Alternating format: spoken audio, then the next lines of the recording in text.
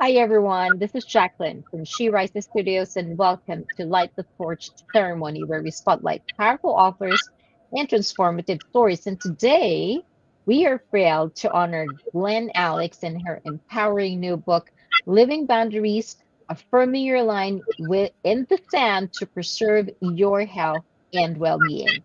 Glen Alex, LCSW, and award-winning author of Living in Total Health returns with a must read that dives deep into the real meaning of boundaries, not just a self help buzzword, but as a foundational pillar of mental, emotional, and relational wellness. In Living Boundaries, Glenn helps readers understand that boundaries go far beyond saying no. They're about context, communication, mental clarity, and ultimately self respect. So get ready to redefine what it means to protect your peace. Hi, Glenn. Welcome to the show. Oh, good morning. Thank you so much for having me. Wonderful. Well, we are very excited for this second book. Your first book, Living in Total Health, made such an impact. What inspired you to write Living Boundaries as your follow up book? Well, for living in total health, I wanted to address wholeness. Some people only Mhm. focus on physical health or finances. We are whole creatures, and when we ignore parts of ourselves, that's when we fall into imbalance, unhealth, and can be harmful to ourselves and other people. And part of our wholeness are boundaries. And in my work with adults who are experiencing anxiety and depression, a lot of that stems from poor boundaries.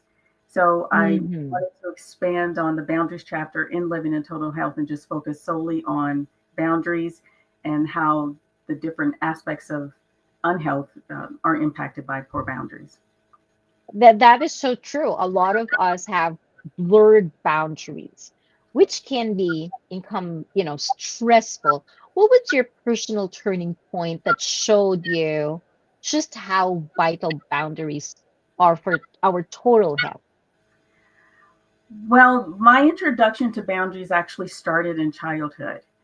I am the youngest of 10, so come from a social Mm. family, so had many opportunities to watch people interact and engage. And that just captivated my attention, particularly because I was a shy, quiet child. I would just sit and watch. Hmm. And so I can see when those invisible lines were crossed and when they were respected. I could tell by the cringes and the pain on people's faces and the smiles that there was something else going on that wasn't visible. Intellectually, I didn't know what boundaries were as a child, though as I grew up, it became more and more clear.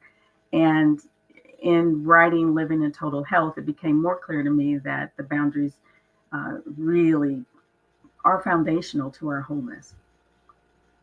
That's true. That's true. Now, a lot of people, as you've mentioned, boundaries, they get crossed often. Mhm. And many people think that by just saying no, you are already you're not allowing people to cross your boundaries, but your this particular book, you write the boundaries involve more than just saying no. Can you explain a little further on that? Absolutely. I see boundaries as our innate alarm system that is monitored 24/7 by the intuition. And to find yourself in the position of having to say yes or having to say no tells me that you haven't properly guarded yourself before that point. You've not Hmm. paid attention to the alarm system going off, so to speak, and warning you that there was more to come. That's true. Now, how do you define a healthy boundary in a relationship? How does it differ from being controlling or distant? Well, first of all, boundaries are contextual. They are not static. And so a boundary in Hmm. a relationship will depend on who's involved, the context of the situation, the duration of the situation, and where you are mentally and emotionally at the time. So, one example that I share in the book, and there are more than 50 real life examples in the book, is friends when they are sharing personal information, they might sit really closely to each other. Yet when they're in a heated disagreement, there's going to be more distance. So by being alerted to our alarm system and the intuition, we know in the moment what the proper choice is for us. And that's very, that's a very wonderful thing to know. Uh, you when you mentioned that boundaries are, it's not static, it's context. It depends on what's happening at that particular moment and with whoever you are having that moment with. What are some of the biggest mistakes people make when they're trying to communicate what their boundary is at that particular moment? I think sometimes people will bite their tongue too much. If if it's not an immediate no, then it could be let me think about it. I'll get back, Mm-hmm. or I'm not comfortable with, instead of just mumming up and then letting it harbor and fester, and then it builds and builds and builds. So the next time, then there's this explosion. That's wonderful. Just being honest and truthful at that particular moment, letting them know that I'm not comfortable about this right now. I may Hmm. be comfortable later on, but right now I am not. And this is the boundaries that I'm setting at this moment. That's wonderful. You're right that boundary issues are tied to health challenges like stress, anxiety, and depression. How does that connection play out in real life? Well, for some people, um, I actually have a client who she has panic attacks when she's Mm. angry Oh. because she hasn't said no or set appropriate limits before that. Then when she gets Hmm. angry, because anger is not acceptable to her, it transforms into a panic attack.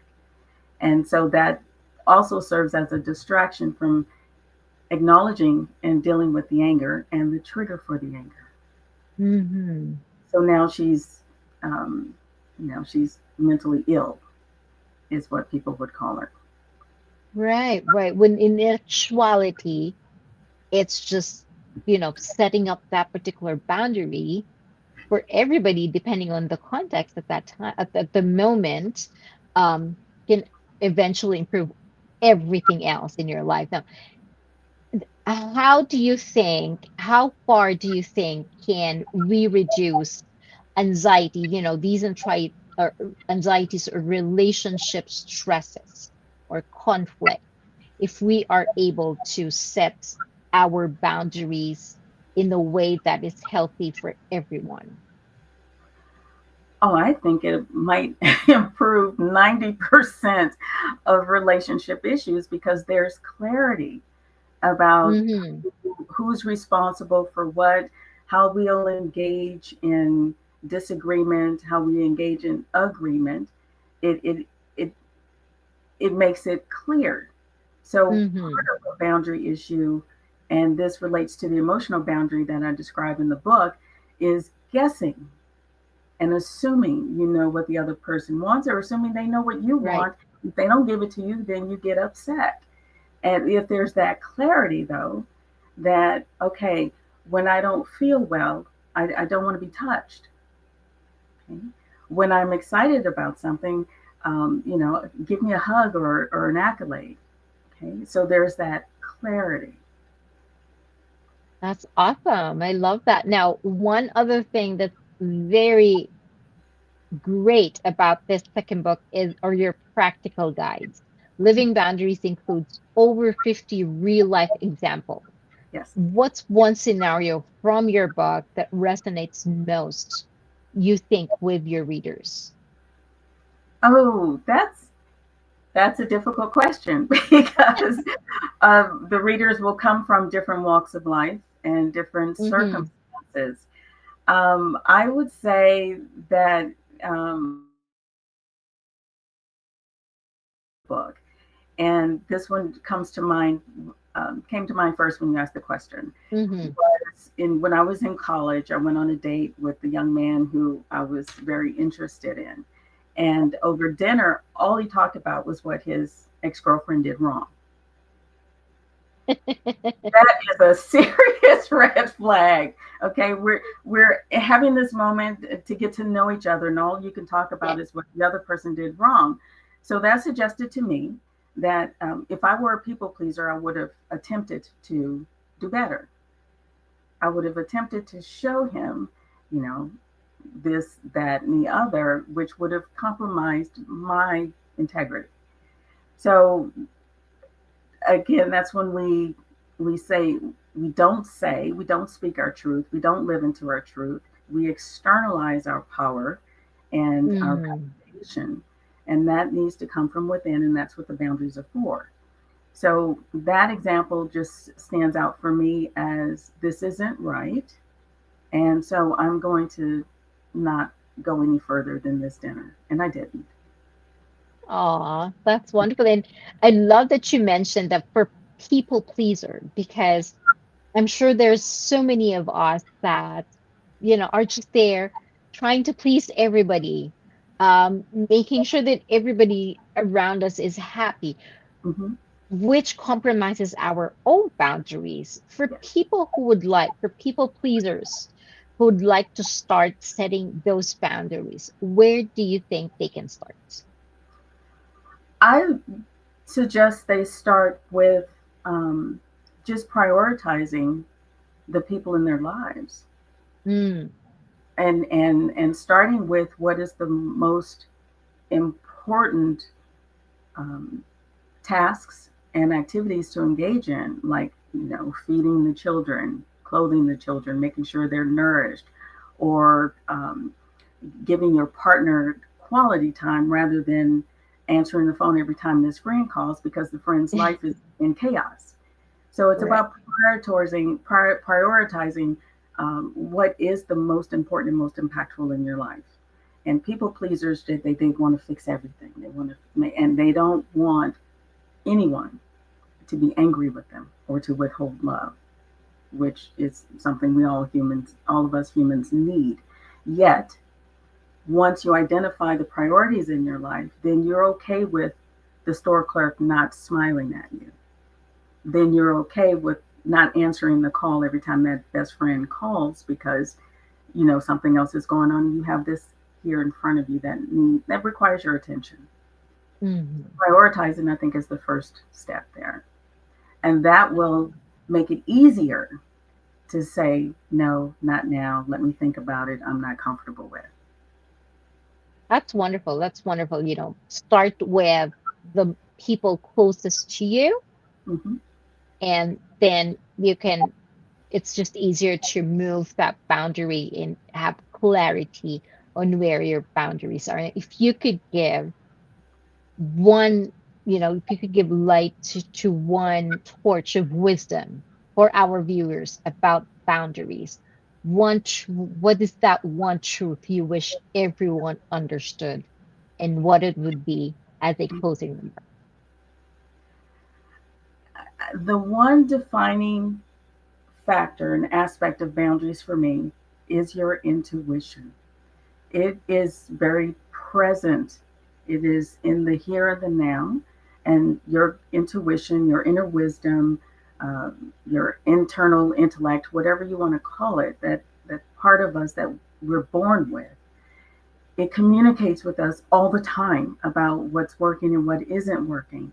So our intuition also lets us know green flags as well as red flags.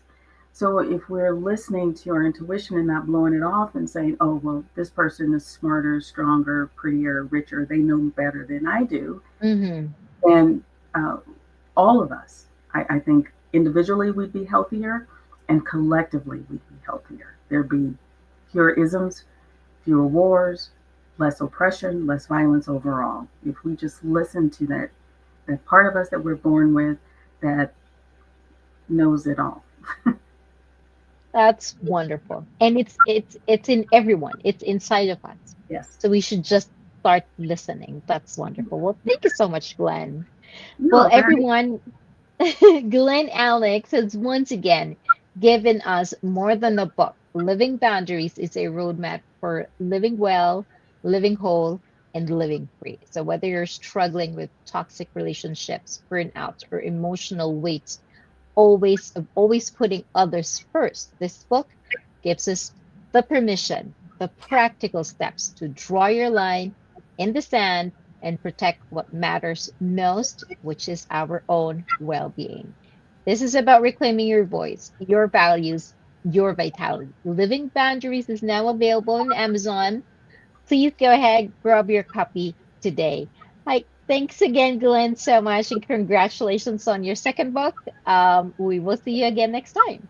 Okay, thank you so much, Jacqueline, and She Rises Studios.